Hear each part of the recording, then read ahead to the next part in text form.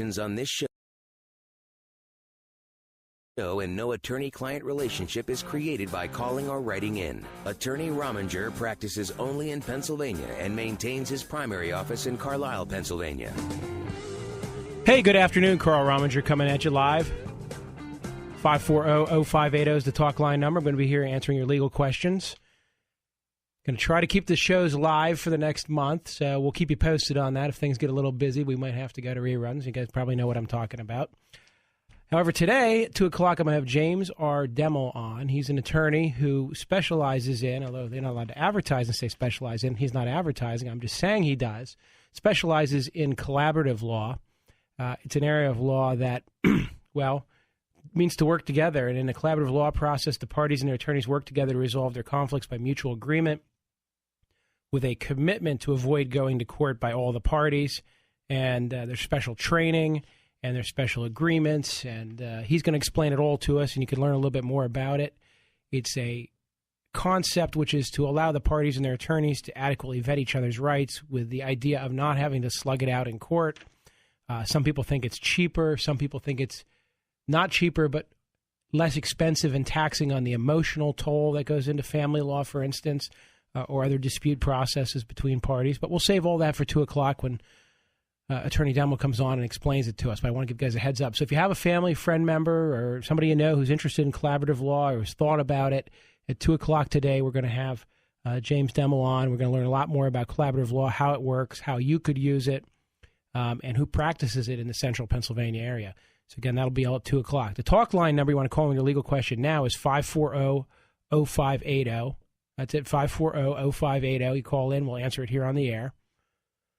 Well, we still don't have an answer from the United States Supreme Court on health care. And remember, I'm just keep throwing out there that I'm just predicting that John Roberts could be the surprise vote. Now, what a prediction that is. I'm like a real weatherman, right? It could rain tomorrow, but it's only a 40% chance of rain. So if it's sunny all day and you changed your plans, don't blame me. Aren't all weathermen real?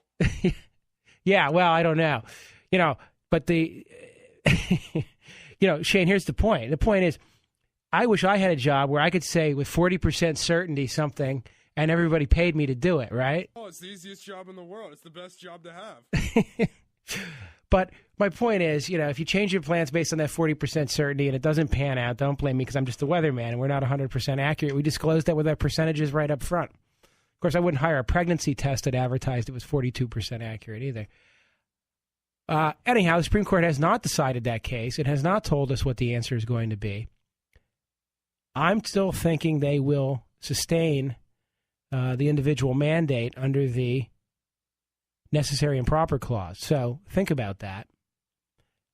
If, on the other hand, they strike it down, they're going to say that it's beyond the inherent powers of Congress to do it.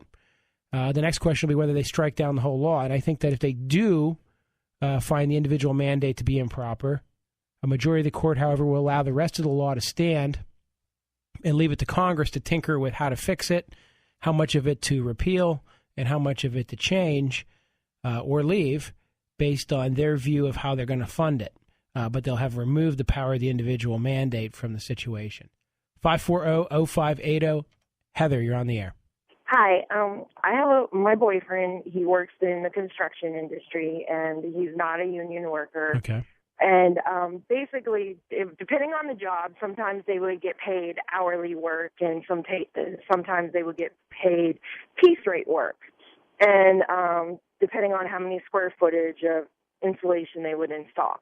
And he kept complaining about how his paychecks were always wrong.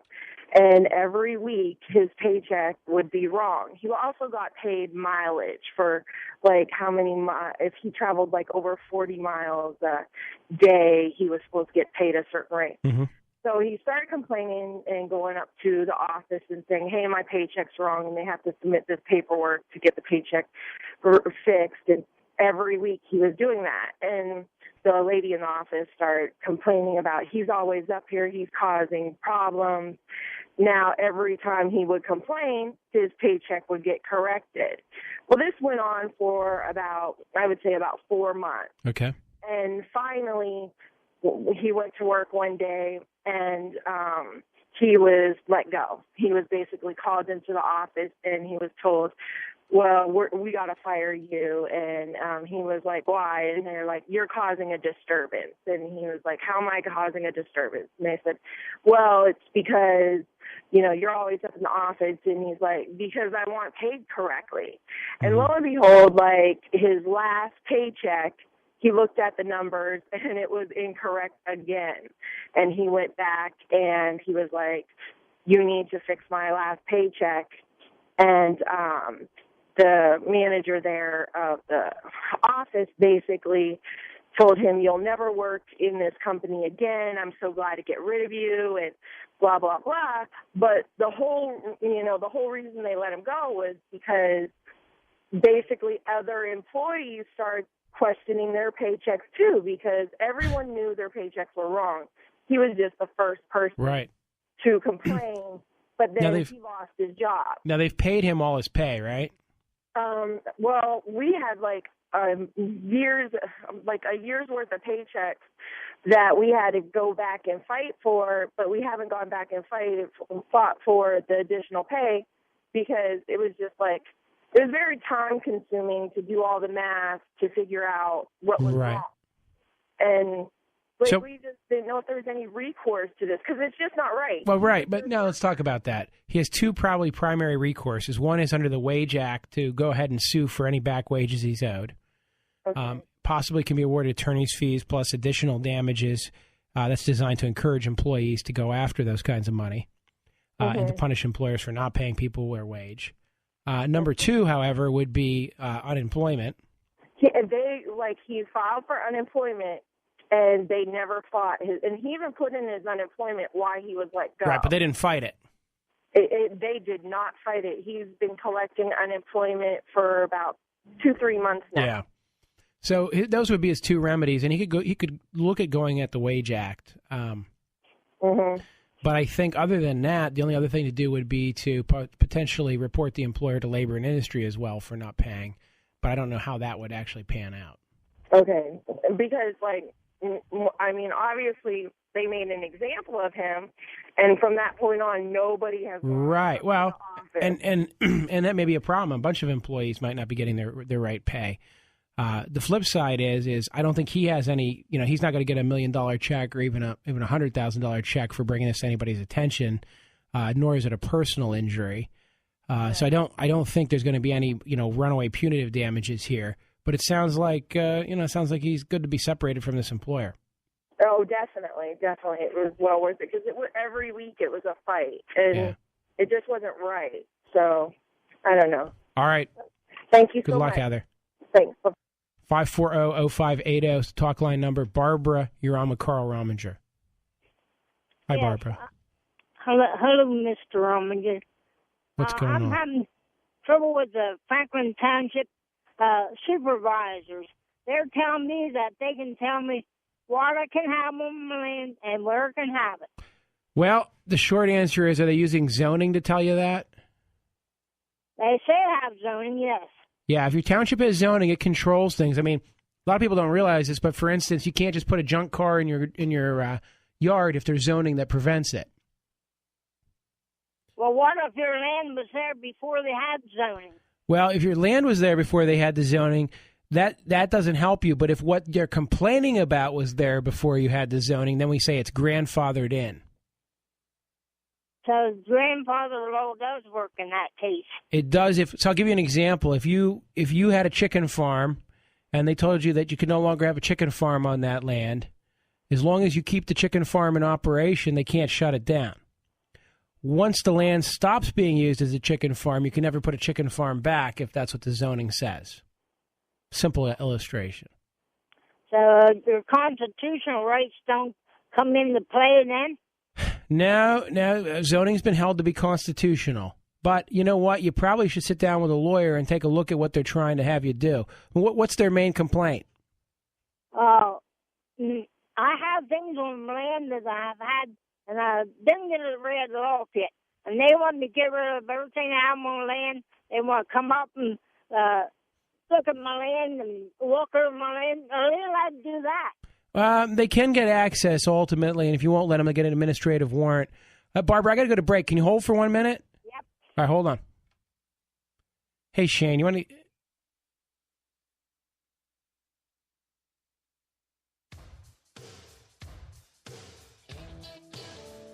Oh, boy, oh, boy, oh, boy. 540-0580.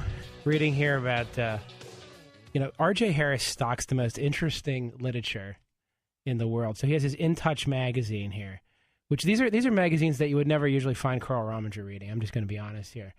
I mean, what do I know? But here's the title. Hollywood Turns on Kim. What a difference a year makes. A year ago, she's a fashion icon. Now she's a nobody. Before she's on the red carpet, now she's the butt of jokes. J-Lo won't hang out with her anymore, and Gwyneth Paltrow finds her tacky. Now I know all that thanks to RJ and his personal reading library. 540-0580. Scott, you're on the air. Yes. Thanks for taking my calls. No problem. I have a property I bought years ago, and fully knowing it's an old property, and before ordinances and grandfathered and stuff, the neighbor next door put an annex on the side of their house that allows them to rent the upstairs in case it's a stairwell. But it's built clear up, right up the edge, joining my house. Mm-hmm. So there's no possible way to even walk through it or anything like that. And now it's starting to settle a little bit, and actually it's landing on my house a little bit.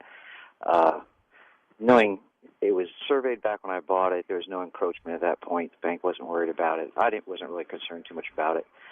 But now it appears like it's definitely a nuisance. It could, if his building catches fire, mine could go up also. Right, so his building is touching your building. Basically, the top of the roof is landing on my side of the house. I was wondering if there's anything he can do as far as getting it removed or anything like that. He doesn't rent the upstairs anymore. It's really not much of use of anything, but it is part of his business, part of his house. Okay, so part of the house is. I'm just trying to envision this. So, the top of his house is leaning onto the top of your house, and his top of his annex is leading onto the side of my house. Okay. Interesting. Yeah, I think you would have the right to have an argument that he needs to remove the encroachment. Where's the property line? My house is built right on the property line on the left-hand side. He has a 5-foot setback to his property, but of course he used that 5 foot to build this little annex. So now the houses actually abut each other. Right, right. So years ago, there were no ordinances as far as setbacks. At that time. Did it 50, 60 years ago. He probably did it. Now, of course, we just had a lady on who's upset about zoning laws restricting what she can do, but this is a perfect example of why we have zoning and setbacks. Exactly, right, sure. Just to prevent these kinds of encroachments from ensuing. Well, at this point, it's probably a nuisance or a hazard, and I think you may be entitled to judicial relief to have him fix it. I would think. And of course, it could be a hazard. You're right. I mean, that's precisely how fire moves from building to building. That's precisely how vermin moves from building to building. I mean, there's a lot of reasons to do it. Importantly of which is someday you're going to want to sell your property. And even if it isn't you, when you're dead and you leave it to me in your will, I'm going to want to sell it. And so we probably want to take care of it, soon in the present. I agree. So what I would start with is a letter to the other guy saying you need to remedy this.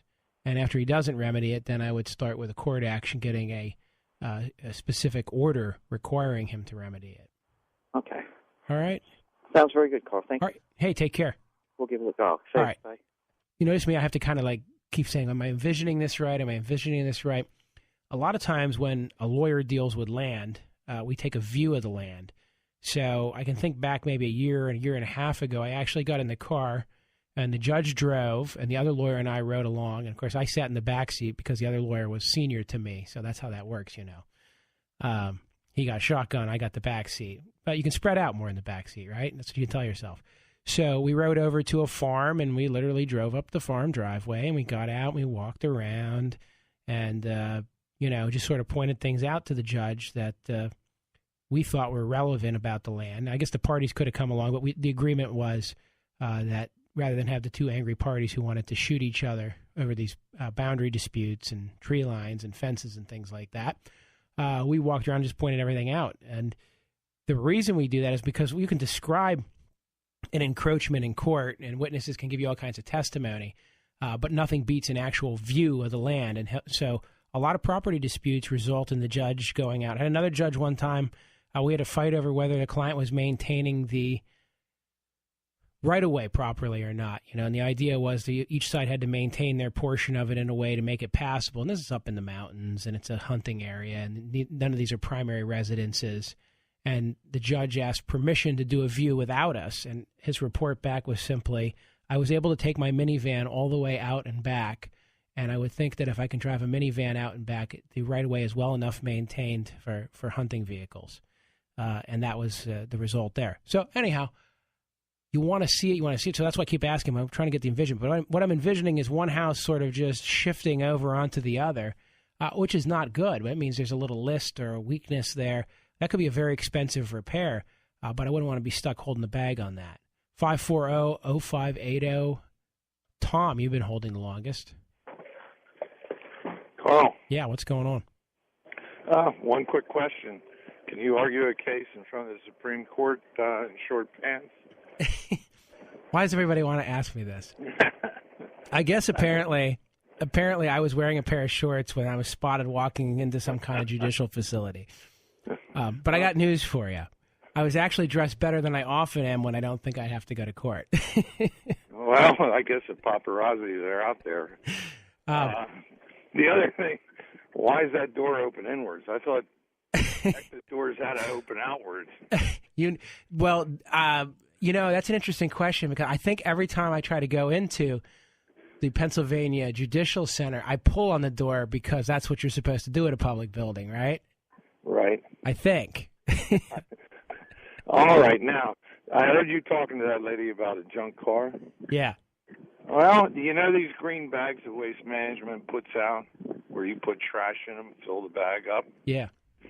They sit and they sit and they sit. One's been sitting in our neighborhood for 3 months. I had a delivery route last year, and one was sitting in a driveway probably for 6 months. How long are they allowed to sit there? Well, they're more unsightly than a junk car. Yeah, and I think they shouldn't be allowed to sit there forever. Although, interestingly, there should be a general prohibition on trash and refuse, right? But sometimes the way those ordinances are written, as long as it's in a can or covered, I don't know if the borough bag, or in this case the Waste Management bag, counts or not. I don't know. It just seems they sit and they sit and they sit. Yeah, they shouldn't be sitting that long. So I would suggest that you could do something about that. I mean, I guess you could tattletale to the zoning officer or the township borough manager or something along those lines, and they may be able to do something about it. But then again, some people like to let that stuff accumulate. Can I ask you one other question? Sure. You waited long enough. We'll give you 3 or 4 here. You're in a parking lot. It's one of these malls. Uh-huh. And all over the parking lot, they have stop signs painted on the thing. Legally, what are you obligated to do? Interesting. If it's going out onto a highway, you have to obey the stop sign. You have to a parking mall. On private property or a public parking mall like that, there's actually a statute that talks about it, and I don't know the exact acreage. I think it's 10 or more acres, but I'm not positive. So if there's stop signs in a little parking lot, odds are you don't have to obey them. If it's in a bigger parking lot over a certain size, like most malls and shopping plazas and things like that, bigger ones, then those signs are technically legally binding, and it's a violation of the vehicle code. And there's actually a statute we could look up that tells you how many acres the development has to be. And they actually went to PennDOT and got permission to put a stop sign. No, I don't think they had to go to PennDOT. I think what the statute says is that it is a violation of the vehicle code to disobey a traffic control device that was put in as part of a development of more than X acres. And the roads don't have to be dedicated. Think about it this way. It's very interesting is some things it has to be on a roadway of the Commonwealth. Other things have to be on a traffic way. And there's a difference between a roadway and a traffic way, because the idea is a roadway is a road, but a traffic way is just where people usually drive. And so we have a DUI case out there where people used to cut through the Elks parking lot, and the guy said, "You can't pull me over in the Elks parking lot. That's not a DUI. It's just a private parking lot." And he's right, except that the court took evidence and determined that that particular parking lot was routinely cut through by people trying to avoid a certain intersection. Therefore, found that it was a traffic way for purposes of public use, and therefore you could get a DUI in that parking lot. All right. Well, then that answers that question. But we could look that up. So that's interesting. I think it's 10 or more acres, which isn't a lot of land if you think about it. No, not really. Not for a development like we see. I mean, when you get to the or a mall, when you get to the mall or the mega Walmart or whatever, those parking lots are 10 acres plus. All right, my friend. All right, thank you. 540-0580. John. Hey, Carl. Yeah. John here, and I have a problem relating to property. I have recently closed a contract, almost, not settlement, on a piece of property along Chambersburg Road in Gettysburg. Okay. Now, the selling people put someone, and no one knows where, someone put a sand mound on one side of the house, which goes over about 2 feet on the neighbor's property. Mm-hmm. Now, months ago, weeks ago, or a year or two ago, a person signed a right-of-way on that they would accept that. That paper has been lost, strayed, or stolen. Actually, the attorney handling it died. Okay. And his son cannot find that particular document. Now, the person up to this point is refusing to sign a second deed or whatever it would take for me to get this, which means I can't buy the house. And what it is, it's about picture a square, an acre square. Right. Having to go over 2 feet, running the length of that one side. And she could sign it, and it really doesn't amount to anything. Right. But she says she wants the whole property reassessed so that she doesn't have to pay for that 2 times 400 feet, whatever it would happen to be. Right. Because the strip isn't good for anything except the strip. It's about 2 lawnmower cuts. Now, my hands are tied, aren't they? I can't see. I can't move. I was flooded out back in September. I don't have a house per se, but everyone says I can rent that home, which I'm about to buy, which I don't want to do. Right. I don't know where to turn. The other woman says, "Well, I work for an attorney, and I'm going to do what he says." What do I do? Hold for the break, and we'll talk about it when we get back. Sure. I will. Don't stay go online. Correct? Don't go anywhere. Yes, just hold on. You got it.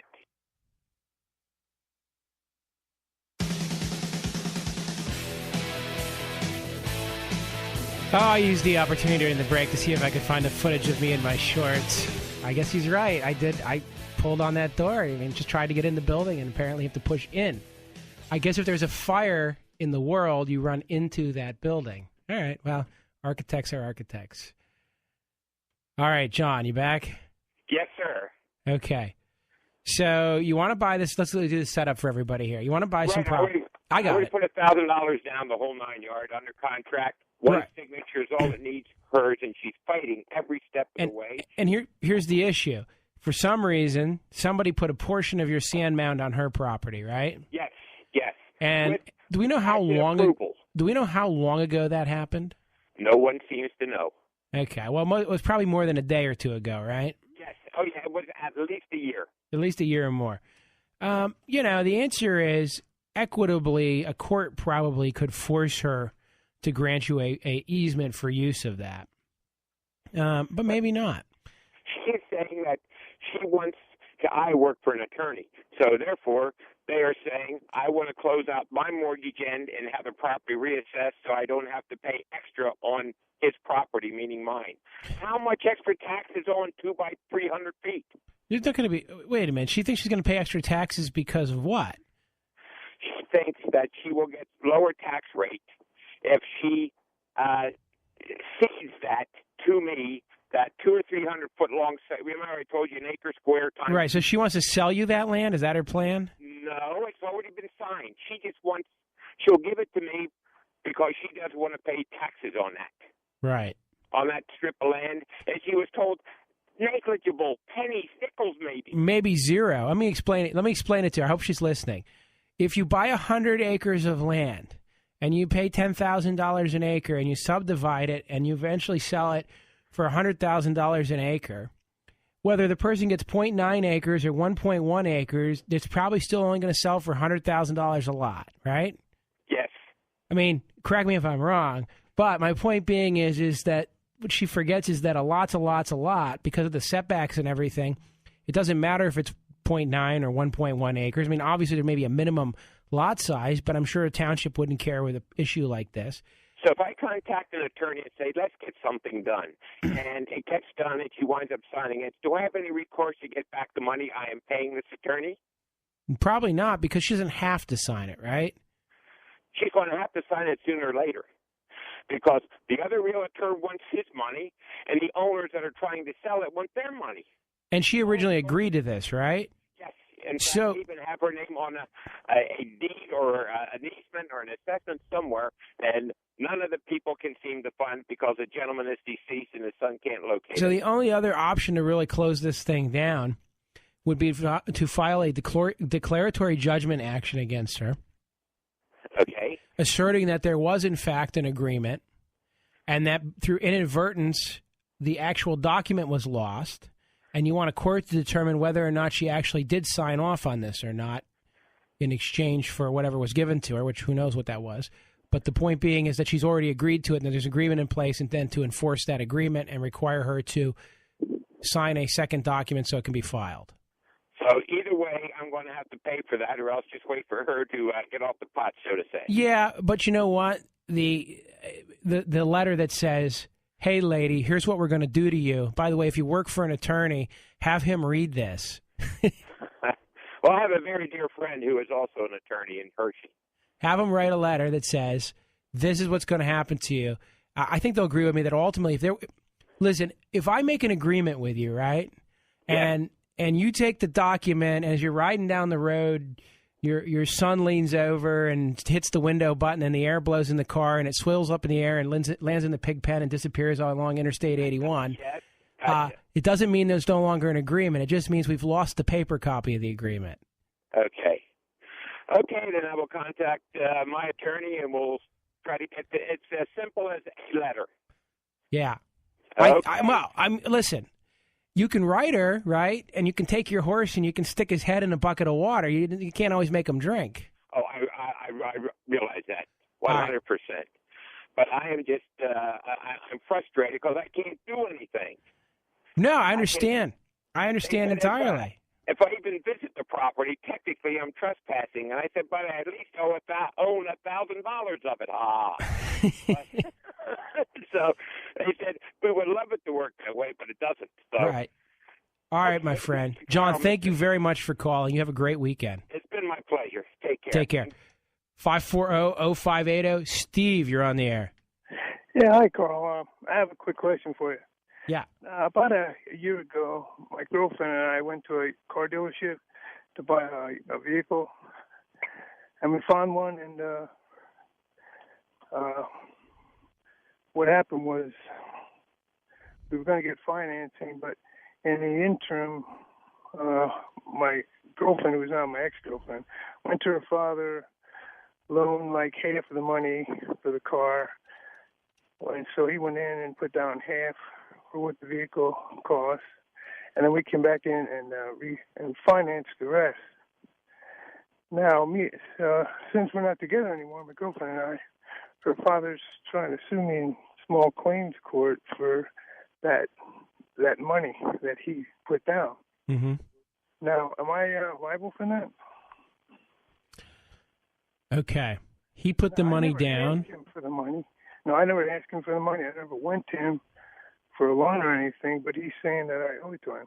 Now, let's talk about this. So the money was put down at the time of the original purchase. Right. And how long ago was that?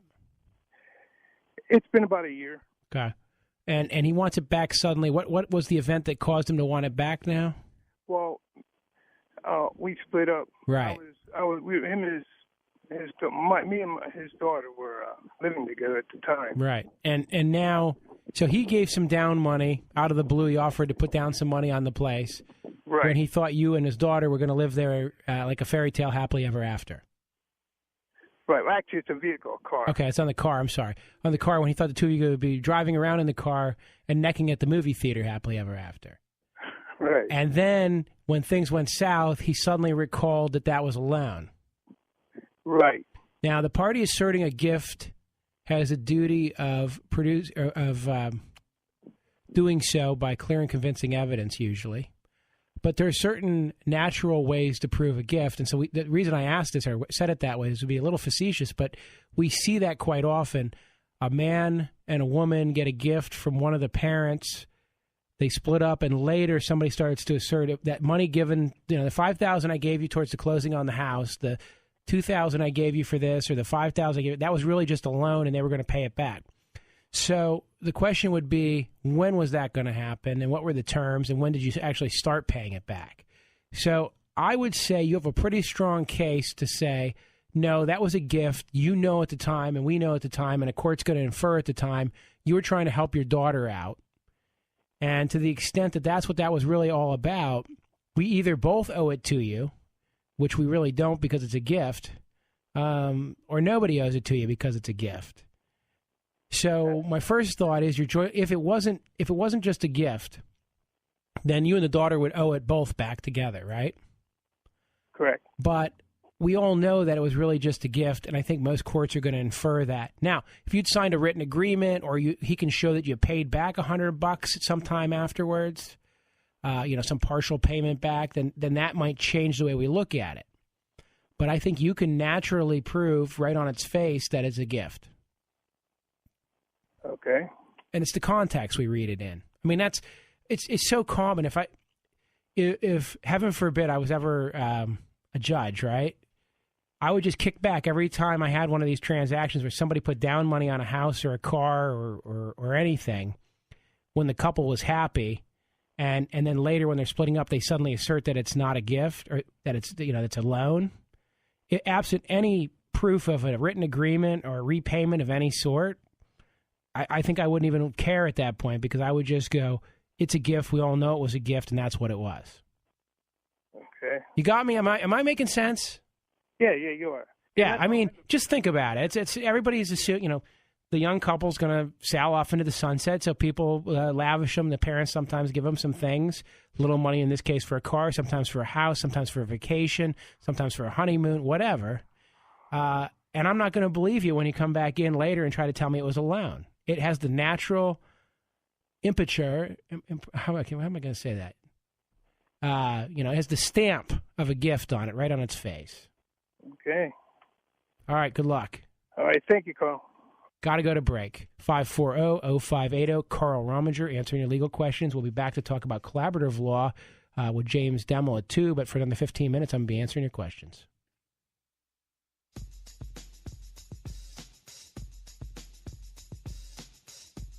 Oh, I'm back. 540-0580. Carl Rominger here. Of course, in the next hour, we're going to be joined by James R. Demmel.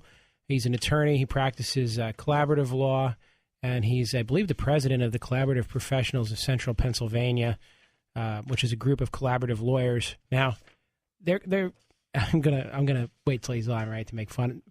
These guys just want to get along. They want to collaborate. I want to have a trial. I want to fight. I don't know. Now, actually, mediating things and helping clients reach happy decisions is a job of all attorneys. But collaborative law takes it a little bit farther, and we'll talk about that. I often, when I'm talking with clients, weigh things in terms of, trial resolutions. And they say, but I don't want to go to trial, Carl. And I say, no, we're not talking about you going to trial. We're talking about, if we carry this to the ultimate resolution, what are the odds of us winning or losing? So those are the sort of things we talk about. But collaborative professionals and collaborative lawyers have a slightly different way of approaching problems. And they make a commitment to that. But we're going to let James kind of explore all that with us. And then hopefully some of you will have questions about how collaborative law might affect your case, or how you could get involved with a collaborative lawyer. I'm not opposed to the process in any way, shape, or form. So I just like to make a little fun of it before it comes on. But I want to make sure you guys do stay. And if you know somebody who's thought about going to see a collaborative lawyer, or is making a decision about whether to go with a regular lawyer whatever that means, or a collaborative lawyer versus the other. Well, we're going to have an hour here. And, of course, it goes on podcast, so they'll be able to catch up on it. And, of course, throughout the week, if you need me or any of the attorneys in my law office, you go to romingerlaw.com. That's ROMINGER law.com. Or you can call us at 241-6070. That's 717-241-6070. I always tell people, if you can hear this signal, odds are we've been in your county. I mean, I'm going to Center County this week. I've been to Jefferson County. I've been to Pittsburgh. I've been to Philadelphia. I've been to Erie. I did my own speeding ticket in Mercer County. Did some other litigation in Venango one time. I mean, where else have we been? Up in Schuylkill County. I like it up there. And then north of there, I've been to Sayre. If you guys know where that is, Bradford County. Was I up arguing in Tioga County recently, too, with the Superior Court. Anyhow, so my point is we're not too far away if you want to jump in and help us out, or if you want us to jump in and help you out, we certainly can. And if we can't, I just referred somebody the other day, for instance, he had a custody case out in Huntington, and I'm like, you can pay me to drive there and drive back to do these 1-hour hearings on these things and be out a lot of money, or I can find you somebody up there who's competent, and then if you're local and you want to just run some stuff by me for a second opinion, it'll save you a lot of money, and that's what we're going to do. So quite often we can help you coordinate with counsel as well. John, you're on the air. Hey, Carl. Hey.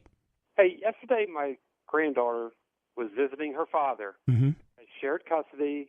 He's had it for 13 years because her mother and him were never married. Mm-hmm. And they're fine.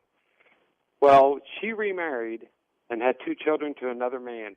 Yesterday, this man shows up with a couple police cars with 7 pages of paper and said my 13-year-old granddaughter had to go with him to an undisclosed location because he's going through a divorce with my son's ex. Mm-hmm. And my son didn't know what's going on because he has nothing to do with this. My granddaughter wants to be with him, and he don't understand what's going on. So the police and her stepfather took her away to this undisclosed location, and we got to looking at the papers, and it's all it is a bunch of accusations against her mother. It's not signed by a judge. It's not signed by a lawyer. But they took my granddaughter away. So after we got down to sit down and read this, we thought, well, shouldn't that be signed by a judge? Where is she now? We don't know. Huh. Yeah. Well, I call that a kidnapping. Now, what do the police say? They told my son to stay out of it. She has to go. And I thought, well, the police should know better than to serve papers that, to me, don't seem legit. There's not a seal on them. What's the custody order say? This is Lancaster. Yeah, but is there a custody order? It was just had an Esquire's name on it. No, not the paperwork they showed. I'm asking, does your son have custody of his daughter?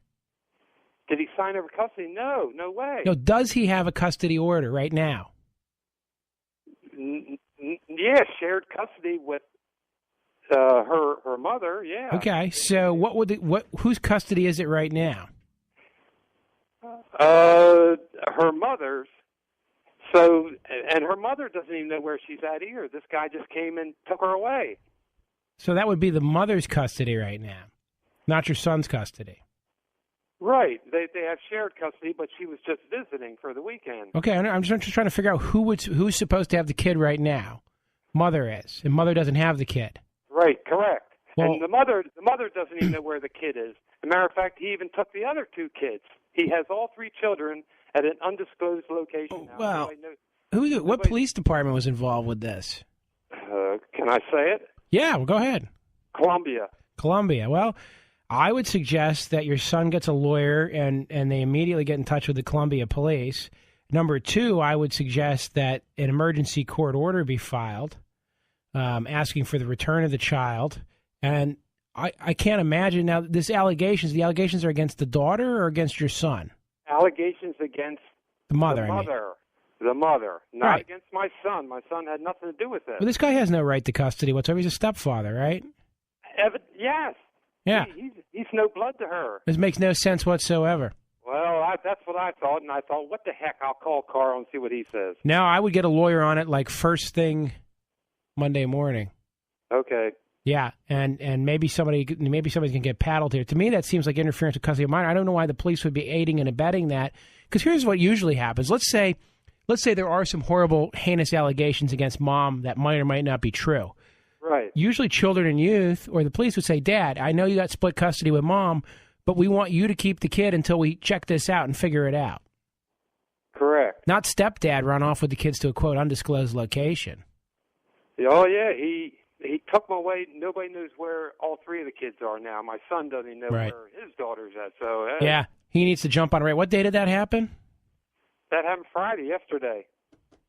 Yeah, absolutely. I'd also start with the Columbia Police. You guys might want to call them and say, "Hey, where's my kid?" Yeah.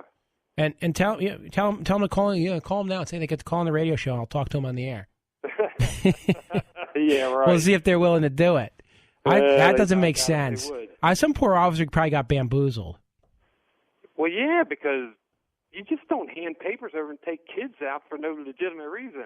Now, unless there's an absolute court order, and a court order would be signed. At least, even if there's an erased seal, it would be signed. Well, no race seal, no signature, no. At the bottom, it has like a blank for a judge to sign. No judge. All it has is some esquire. Yeah, some lawyer. In Lancaster, some esquire. What's esquire? That's a lawyer, right? That's a lawyer. That's just a lawyer. That's right. All right, go get him, brother. All right, thanks, Carl. Oy vey. That doesn't sound right. That doesn't make any sense whatsoever. So either we're missing an essential fact or somebody kidnapped some kids. 540-0580. When I return, we're going to be talking with Jim Demmel about collaborative law. I'll see you guys in a couple minutes. All advice given is for general information purposes. All legal cases are different, and you should seek the advice of your own attorney before acting or making decisions. No attorney-client privilege applies to communications on this show, and no attorney-client relationship is created by calling or writing in. Attorney Rominger practices only in Pennsylvania and maintains his primary office in Carlisle, Pennsylvania. Well, welcome back. Carl Rominger here, 540-0580. I've got attorney James Demmel here on the phone. How are you, James? Hi, I'm fine, Carl. How are you? Good. Can you introduce yourself a little bit? Tell us a little bit about you and what you do, and then we'll go into collaborative law. Sure. I'm Jim Demmel. I'm an attorney in Harrisburg at Smigel, Anderson & Sachs. I practice family law. It's 100% of my practice. I went to law school a little later in life. After getting my master's degree in psychology, went back to law school, graduated in 2003, and have been practicing since that time. I'll say that the master's degree in psychology makes you suspicious, but other than that, sounds like good credentials. Well, thanks. And now you are involved in a process, and I don't know if that's the right way to describe it, called collaborative law, and also involved with an association of collaborative professionals. So let's just talk about collaborative law generally. Sure. Collaborative law, you are correct. It's a process, just like any other process that you're going to go through to resolve any family law conflict, be it a divorce or custody issues or support. Mm-hmm. And collaborative law is based on the idea of the parties and their attorneys working together to reach an agreement. Mm-hmm. The entire premise of this process is that the parties and their attorneys are committed solely to reaching an agreement. They agree from the beginning that they're not going to litigate, they're not going to go to court. That is taken off the table for the duration of the collaborative process. The attorney's role is to represent their client in this process and give legal advice, and also to facilitate the communication between the parties, to help them have the conversations they need to have to decide what they're going to do as far as dividing their property, how they're going to deal with financial issues and support and income, and how they're going to arrange a schedule for their children to spend time with both of them. Now, the question would be, how is that different than what lawyers have traditionally done in the context where it's not unusual in a regular, say, custody case for the parties to get together and do a four-way conference, or in a divorce, the parties to get together and do a settlement conference? I mean, how is it different? One way it's different is the commitment from everybody involved, the parties and the attorneys, that they're not going to court. There's no backup that we'll sit and talk about reaching an agreement, but if that doesn't work, well, we'll just file a petition with the court. We'll, go to a custody conference with the court or go to a hearing. Like when I throw my pen down on the pad and go, fine, if you want to do it that way, I'll just take you to court. Exactly. That's been removed. That is removed. It's gone. And the attorneys commit from the beginning of this process that if either party decides to leave the collaborative process, both attorneys are disqualified from representing either of the parties. So basically, well, I mean, now let's talk about that for a second. So the dynamic is that if either party decides to leave the collaborative law process, they're going to lose the attorney they've been working with. Correct. And the other side is going to lose their attorney as well. And it's going to become a more traditional case, but they're going to have to start from scratch. They're going to have to start with new attorneys. Okay. Not necessarily from, point zero, since they're wherever they are in the process of gathering information right. and those sort of things. So, they pick up where they left off. But they definitely would have new attorneys and would be in a completely different process. And so my question would be, okay, if I come in to see you and I say, hey, Jim, listen, I want to get a divorce. I want to get into this collaborative law thing because I've heard it's easier and cheaper. But I'm not that committed to it, but let's just give it a try. I mean, how do you balance that out when you're agreeing to take a client in the collaborative law process? I mean, how do you know you don't have somebody just trying to game it, or what level of, how do you look for a level of commitment there? Well, one thing I tell people in the first conversation I have with all of my clients is, if you're going to get divorced, how are you going to do it? And here are your options, so that they can understand that there are different options as far as how to do it. If they want to use the collaborative process, we talk a lot about why that is. If it's just to possibly save money, if it's just to possibly make things go faster, that's really not enough. And I'll emphasize to them that that's not the biggest part of committing to this process. You really have to be committed to reaching an agreement by taking your spouse's needs and interests into consideration as you're going through this process and making decisions. And we're going to go to break in a few minutes. When we come back from the break, I'm going to want to talk to you a little bit about, because I think this is where this kind of segues into. I'm going to want to talk to you a little bit about how the collaborative law process influences long-term outcomes, because I hinted at that earlier hour when I said I was going to have you on, that sometimes it's not about saving money, it's about saving the emotional toll and wreckage that a true adversarial process can create. I don't want you to answer that yet, but I just want you to think about it. Okay. I'm going to go to break in a couple minutes, I guess. But in the other question then would be, I guess, you have to then, so I come to you and I say, I want a collaborative lawyer. And I'm committed, and you talk to me and I seem like I'm capable of it. How do we get my wife into a collaborative lawyer at that point? Part of what I would explain is we need to have a collaboratively trained attorney on the other side representing your wife, and would recommend that we get information to your wife about the Collaborative Professionals of Central Pennsylvania, right, which is our local practice group. I'm currently the president of the group, and one of the reasons the group exists is to be a resource for individuals who are looking to get information about the collaborative process and to hire a collaborative professional. So we refer within that group, we provide information regarding other members of the group so that the spouse can go meet with one or more other collaboratively trained attorneys and find out for themselves.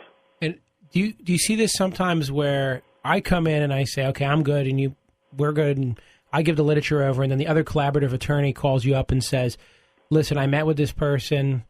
It's not going to work. They're not going to be able to make the level of commitment we're going to need to this process. There are times when that happens, yes. And then I assume you give me the bad news and say, now, at that point, though, here's my next question. We haven't really done anything yet. Could you then just be my non-collaborative lawyer? Yes. Okay. I could. Until the first step in the actual collaborative process, at our first meeting, we sign a participation agreement. Both parties and both attorneys sign an agreement committing to the collaborative process and the restrictions that process involves. At that point is the commitment from everybody. But up until then, we're free. In other words, I don't have to give you up as my lawyer at that point. We just would maybe handle it in a non-collaborative shell. Correct. Interesting. Yep. Jim, I got to go to break here. When we come back, I'm gonna hit you up with that question again. Okay. That I told you to think about. All right. Great. More than just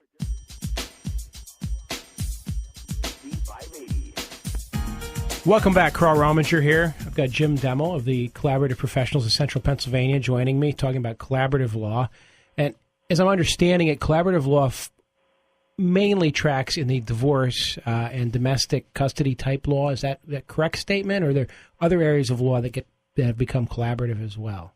There are. It can certainly be applied to other areas of the law. Primarily in Central Pennsylvania, it has been used in the family law area. In other areas of the country and the world, actually, it's been around a little longer and has been applied to other areas as well. I can see a lot of natural fits, for instance, for these neighborhood disputes. You know, my fence is in your yard. Things where you have two people who have an issue that could probably be quite often dealt with by some kind of mutual understanding as opposed to some ultimate verdict. Absolutely, especially where the parties are still going to be tied together afterwards. They're right. Not strangers who are in a car accident. And that's exactly kind of why I asked you what I did before the break, and the question was involving the idea that you might not, a particular collaborative law case might or might not be cheaper than doing it through an adversarial means. Who knows what any one particular case is going to cost? I mean, correct. But at least on the emotional side, if I go to court and call my ex a heroin dealer and she calls me a cad and we go back and forth for a while, everybody leaves with some hard feelings. Absolutely. I'm assuming that part of the process of the collaborative law, or part of the thesis of the collaborative law process is that by, and as you said earlier, taking into account the other side's needs, wants, viewpoints, the two sides can come to a resolution right from the beginning where they're learning how to maintain that long-term attachment, particularly in a custody case. That is one of the huge benefits of the collaborative process. We've seen in litigation what happens when parties are testifying in a custody action or a divorce action, and you can't take those things back. Once they're out there, you can't take them back. A big part of the collaborative process is preserving that relationship between parties who are still going to be tied together, especially if they have children, for the rest of their lives, and helping them resolve their disputes in a respectful way that really concentrates on both of them, not continuing the acrimony between them, but helping them to understand each other a little bit better. Now, my follow-up to that question then is, because that seems to make sense, but one of the things that I always like to say is, and Ronald Reagan borrowed this from me, trust but verify. Do we know, has anybody done any studies to see, for instance, that couples who went through a collaborative custody case have less, what would we call it? I don't know if we call it recidivism or not, or less later custody disputes? Do we know about the outcomes? Is there any studies or research out there? There has been research done by the International Academy of Collaborative Professionals, who have actually looked at the results in collaborative cases and done surveys of the parties who participated.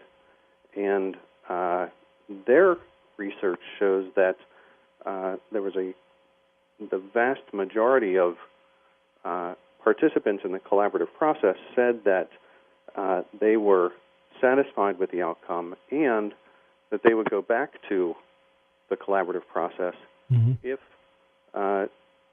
disputes arose in the future that they would need to resolve, which I think is probably the biggest endorsement to the success of using this process. And I guess there could be an argument made that the type of person who selects collaborative law may be person who's more likely to be able to successfully negotiate things in the long run. I would agree with you. I think that's part of determining the correct process for each person, because the collaborative process is not for everybody. Right. You have to really go into it with the commitment to reach an agreement. And there are individuals who, for one reason or another, are not interested in understanding the other side any better or reaching an agreement and just want their day in court and their pound of flesh, and they're going to use a different process. Mm-hmm. So there is some selection as far as individual personalities, people who are interested in using this process. Well, I would imagine that it is difficult sometimes for individuals to truly understand the other person's perspective, because so much of people's perspectives is based on their own worldview, their own experiences, and that's a difficult thing for a lot of people to do.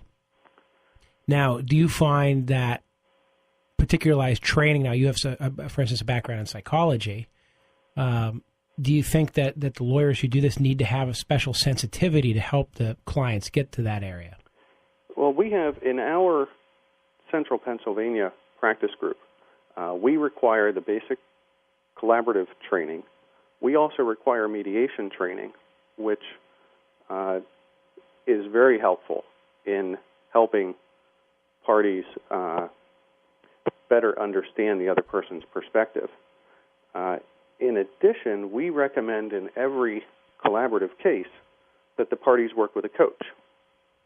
And a coach is a mental health professional who is not there to provide therapy and is not there to try to get the couple back together, but specializes in helping them with their communication. Okay. And that person is an expert in that area. We have, as attorneys, we have some additional training, going into the collaborative process, but that's not our area of expertise. So getting an expert involved from the beginning who can help the parties communicate is really key. Okay, so that's a component that's different than the lawyers. It's going to be somebody, like you say, mental health professional, some sort, whose job it is and is that done as kind of as individual sessions or like a joint session between the two? Usually what happens is the coach will meet first with both parties and then have one individual session with each party. Mm-hmm. And then they'll decide from there with the coach and with the attorneys how much they want the coach to be involved. Sometimes the coach will be involved in all of our meetings, and it'll be the two attorneys and the parties and the coach. Sometimes the coach will be in the background, maybe meeting with the parties in between our four-way meetings, and sometimes just sort of there in case any problems arise, they can step in and lend a hand to help us through those things. So it really depends on a case-by-case basis. And I would imagine, again, it just comes back to the individual parties. I'm sure some people are much more capable of understanding the other side's position or at least reaching reasonable compromises with less intervention, and some need a lot more. Correct. Yeah, It's a very individualized process. Now, of course, then I could go, well, how much does this cost? I mean, if I'm out there listening in listener land right now, yes. We've got all kinds of listeners. We've got listeners that could probably buy and sell the radio station, and then the rest of the listeners are more like me. We're going to be able to maybe buy the microphone and the earphones, but not the whole radio station. So, what are we looking at? You know, and I don't want to put you on the hot seat here. I don't need an exact quote, but I mean, how does this compare? I mean, sometimes you can get in and out of custody court for $1,000. Sometimes it's $100,000. Where's collaborative law on that scale? In general, when they've looked at the cost of the collaborative process versus litigation, the collaborative process is generally less expensive. Okay. I never tell my clients this is a less expensive process because you don't know what would happen in the alternative. Right. But what the parties are doing in the collaborative process is really using their attorney's time and their time and energy and their money to pay their attorneys as effectively and as efficiently as possible. Because the only thing we're working towards is reaching an agreement. Right. We are not filing anything with the court. We're not filing petitions and answers and sending letters back and forth. We're not doing formal discovery. Everything is voluntary. Everybody agrees from the beginning. They're going to voluntarily provide all of the information that's relevant to making decisions. And we eliminate a lot of the processes that go on in litigation that may be necessary in litigation, but aren't really geared towards reaching an agreement. Okay. And what I want to do, I'm going to have to go to break here again in a second. When we come back, I want to talk to you a little bit more about the process. I want to talk to you a little bit more and let you see what else you want to tell us. But I also want to invite callers, 540-0580. If you have a family law question, Jim is uniquely qualified to answer it both because he can do regular family law and also collaborative family law. And maybe we can look at these questions in the context of both approaches and see what kinds of answers we come up with. But I would like to invite the listeners to join us, and I'm sure you'll be happy to answer a few of their questions. And, of course, if they want to go off topic, I'll just hang up on them. That sounds great. All right, 540-0580. Call in, guys. We'll talk more with Jim after the break. When news happens, we break in. Central Pennsylvania's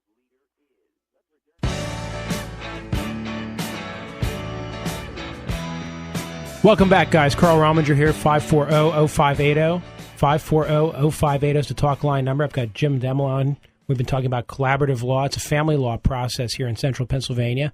He's the president of the Collaborative Professionals of Central Pennsylvania. And obviously, Jim, while I've got a chance, if people wanted to get in touch with you, how would they do that? I can give you our website for the Collaborative Professionals of Central Pennsylvania. Okay. Which has some great information on it. It is collaborativelawpa.com. It's collaborativelawpa.com. That is our practice group's website that has information regarding collaborative practice. It has information regarding all of the professionals who are part of our group. I'm going to post that actually on my Facebook page as well so that folks can find it there. So just a little hint in case you're listening and know where to look. basically, that's going to help them find out about the practice group, who's involved, give them a list of practitioners and how it works so that they can kind of pre-screen themselves, right? Exactly. Yes. Yeah. The biggest thing people can do if they're going to be going through a divorce is educate themselves about what their options are. The more information you can get, the better informed you're going to be to make a decision about how you're going to go through this. Now, in terms of the collaborative law process, and we've been talking about the less of an emotional toll. We've been talking about how it works a little differently. Can you think of any particular success stories you've had that you could illustrate? Well, I've had numerous couples I've worked with who, as we went through the process, had their difficulties. It's certainly not always cheerful in the meetings, and we're still dealing with some pretty heavy topics, big decisions that have to be made. But afterwards, it's pretty much unanimous that people thank me for what I did and for helping them and for being involved, which to me is very rewarding that, my time, the money they paid to me, actually helped them to get through this. One particular case was, I think would have been a real nightmare in litigation, dealing with probably business valuations and financial experts and a real contentious divorce. Right. I think it could have been. But through the collaborative process, we worked with one financial professional instead of the dueling experts.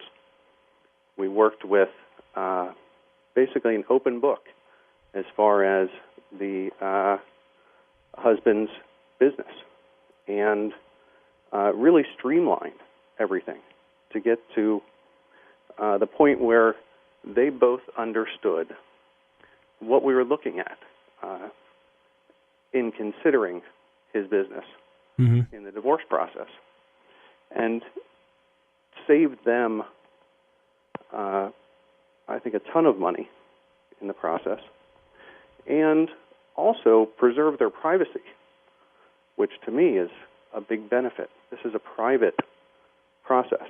The court's not involved. There's no record for anybody to be privy to. And in this case, the husband's business was kept private from anybody who would have been curious about it in the divorce process. And that alone, that anonymity or the ability to keep those things out of the public record is obviously a great advantage. It is. It's I don't know that anybody wants their dirty laundry, their private lives, aired through the court system, and to realize that all becomes a public record. We had a case one time where somebody had done something very, say, embarrassing, and I remember my then law partner saying to me, "Think of the most bizarre thing you've ever done, and imagine everybody found out about it." Yes, yeah, and we learn. I mean, as family law attorneys, we learn the intimate details of our clients' lives. We hear about everything, much more than probably anybody else in their life knows besides their spouse. Right. And protecting that, I think, is really important. And Jim, I just want to remind people the number is 540-0580. If you have a family law question, now would be a good time to shoot. You got two family lawyers on the radio. You can get your, and obviously you're much more specialized than I am in family law. I seem to dabble in that, along with a little criminal law and a little personal injury and a few other things. But this is a good chance for anybody out there, 540-0580, to get two opinions for the price of one. And in this case, it's free. So I'll invite them. It's a good price. I guess the other question from a collaborative law standpoint would be: have you seen cases blow up, and what happens when it does? I mean, how hard is that? Any follow up after that? The client has to dump you as a lawyer at that point, right? They do. I've had unsuccessful cases where they didn't reach an agreement, an overall agreement at least, in the collaborative process. Mm-hmm. They may have reached some interim agreements that they stuck with, even though they were leaving the collaborative process. But my experience in those cases was also that the parties, even though they had decided to leave the collaborative process, whether it was both parties deciding they just weren't going to reach an agreement, or one party deciding that the process wasn't for them, we still were able to make it an organized change. Mm-hmm. And the attorneys in those cases, myself and the attorney on the other side, were able to work with the parties to say, okay, if you're leaving the process, it doesn't need to be a free-for-all here. We can do this in an organized way.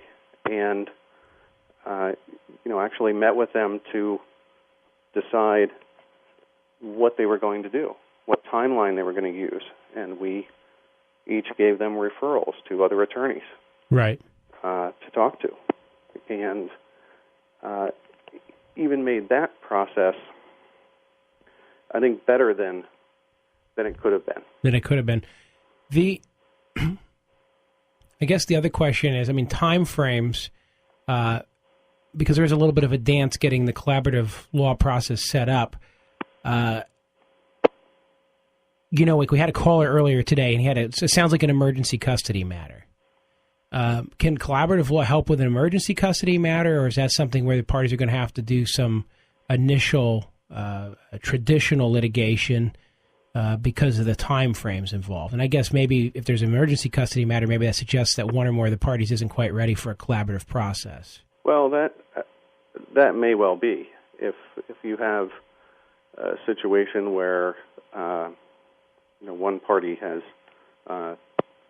left and taken the children and won't give the spouse any information about where they are and those sort of things, they're probably not an ideal candidate for the collaborative process.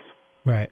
Unless there's something missing that we don't know. There could be some additional facts here, but we can, in our first meeting, deal with any immediate concerns, right, that they have. And we often deal with the financial issues. How are we going to, in the meantime, while we're in this process, how are we going to pay our bills, make sure that that's taken care of? Mm-hmm. And we get that out of the way so that it's not hanging over everybody's head. Immediately, we'd like to come up with a schedule for our children so that we're not anxious about that. And we'll deal with that first in our first meeting, and we'll usually get that out of the way. And then we can relax about that and move on to the financial issues. And I know that's sometimes my joke with the staff is you've got to get people on the phone right away, or with the attorney on the phone right away when they call in, because a lot of people, those immediate concerns are what are driving them, and they need to at least talk to somebody to say, just because somebody's filed a divorce complaint and it says that if you don't answer within 20 days, you're going to lose important rights, it doesn't mean you literally have to answer it today. You've got a few days to get everything together, meet with somebody, and figure it out. There does seem to be a lot of anxiety on the front end for people on how are the little things going to be taken care of, let alone the big things immediately. Absolutely. Yes, we have, when somebody first contacts you, there are those things that are keeping them up at night. And usually with a phone call, you can alleviate some of those concerns, really knock down that anxiety level, and then have them consider how they're going to go through this. Mm-hmm. and realize that these scenarios they have in their head of what could happen probably are not realistic. Right. And they need to hear that from an attorney who, can really give them that assurance and explain things to them. Jim, I got to take one more break here. When we come back for a break, we've got Josh hold on the line. We'll see what question he has for us. Okay. All right, see you in a minute. If it matters to you, it matters to us. Carl Rominger on WHB 580. Carl Rominger back here. 540-0580 is the talk line number. I'm talking with Jim Demmel. He's a collaborative lawyer, and he's the president of the Collaborative Professionals of Central Pennsylvania. We've posted their website to my Facebook page. But, Jim, the website again for people who might want to check you out is? It is collaborativelaw.pa.com. And, by the way, folks, collaborative, just so you're wondering, because I couldn't spell it. I got spell checkers. COLLABORATIVE. It's one of those words, you want to mix the A's and the O's up in. So that's why I throw that out there. I'm sure everybody else can spell and I can't, but that's just the way it is. 540-0580. Josh, you're on with Carl and Jim. Yes, hi. Thanks for taking my call. No problem. I have a question about child support and seized bank accounts. Okay. Right. I was divorced several years ago, and I was working several jobs to make sure the child support was taken care of. I lost 2 of my 3 jobs at the point, and the child support fell into arrears. And so, of course, domestic relations seized the bank account. But now that my income is more stable, I have more income coming in, and the bank account is still seized. All of my checks are going into direct deposit, and it's way more than enough to take care of child support. They're still taking all of it, and I'm not even able at this point with the seized bank account to write checks to domestic relations to take care of the child support. So I guess my question is, because I have to admit, I'm a little bit afraid of the whole domestic relations department. Right. How do I go about communicating with them to let them know that with my current level of income and direct deposits, if they take the maximum of 55% of that income, it'll be more than enough to take care of child support to release the seizure on the checking account so that I can go ahead and continue with daily life, daily business. Well, I mean, the answer there is I would think if you're afraid to talk directly to them and you're not sure how that's going to go, you might want to have a lawyer in between to mediate to see what their position is. Jim, what do you think? I think I don't know that the outcome could be any worse than it is now. What else are they going to do? Right. There should be a conference officer who handles your domestic relations case. And you should be able to contact the domestic relations office, get in touch with that conference officer, and explain the situation. They, I'm guessing, may have done this, seized the account, and never really looked at it after that. So they're probably not even aware of what the situation is. So contacting them and explaining this situation and having your wages attached so that the support's coming out of your wages may be a pretty straightforward process. I understand your reluctance to get involved with the domestic relations office, but I don't know that the outcome is going to be that bad. And Josh, it sure seems like they already know where you are. Well, they do know where I am. In fact, I've met with the enforcement officers in the past, and we took a look at the wages and what was available for child support, and 55%, the maximum percentage allowed they could garnish on my wages, was more than enough to take care of the child support. And that was some time ago, and they actually didn't follow through, which led me into this arrears situation.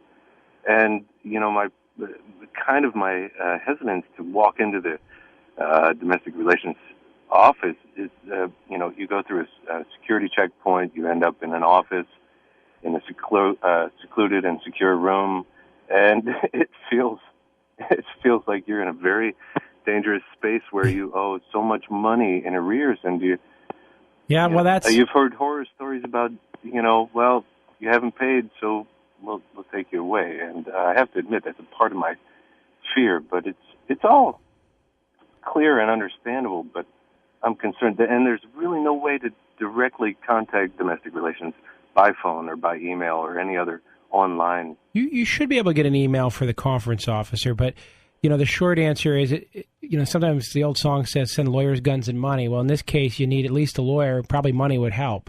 All right? That would be great. Thanks All right, so much thanks. for your time. I don't know, Jim. I mean, the answer there is you got to deal with it, and sometimes putting a mediator or a buffer in between, if you're afraid of them, that may work well. I agree. And somebody who is used to dealing with the domestic relations office, it may be really no sweat for them versus it's a really intimidating process for somebody who, like Josh, who, Yeah, he hasn't had a lot of positive experiences with him at this point, and then their defense, he hasn't paid, so that's probably why they're not making it the kindest or gentlest experience. It's not a gentle system. They call you a customer, right? Here's your customer number, but it's not, the customer's not always right when the government's involved. And I'm going to just turn tax on you for one quick second. I only got about 2 minutes left. And I want to really thank you for coming on, Jim. Well, thank you for having me. I appreciate it. Did you see that the federal court struck down the Defense of Marriage Act? I did. There's a First Circuit decision, but they're basically inviting the Supreme Court to weigh in. They are. So I hope the listeners will pay attention and keep your eye on that, because I think that's going to be major news for us. And one other aspect of the collaborative process is that you don't have to be married to use this process like you do with a divorce in court. It can work really well for unmarried couples who are married in all but name, right, and have all of their finances intertwined, or same-sex couples who, their relationship may be ending and they can't go to the court, they can't get a divorce, but they still have all of those things to deal with that a married couple would need to deal with. Right. Interesting. And that's a good point, because in that case, neither one of them really has the hammer of the court available, so why not use the system that's been perfected to remove the hammer of the court? Exactly. Interesting. I guess that's good. Then maybe I can get my lady friend in and get some support out of her. But yeah, no, again, I want to thank you, and I want to remind people, Jim is the president of the Collaborative Professionals of Central Pennsylvania. He's an attorney. He practices family law. You're over with, Smigel, Anderson, and Sachs. Smigel, Anderson, and Sachs. That's my good friend Fred Hates running around there, I believe. Yes, he is. And a very good firm in all areas of the law. I have to say that. I hate to say that, right? But I have to say that. Thank you. I'd like to give you one other website, Carl. Yeah, go ahead. Which is PADivorceLawCenter.com. And that website is for the Family Mediation and Collaborative Law Center, which was started by myself and my partner, Ann Levin. And that website also has some excellent information about the different options if you are... And it's what, PA? It is PADivorceLawCenter.com. I'm putting that up on Facebook as well. I'm out of time, my friend. Thank you very, very much. Jim Demmel, thank you. Thank you for having me, Carl. All right, take care. You too. Guys, I'll see you next week, I think, depending on how busy I am.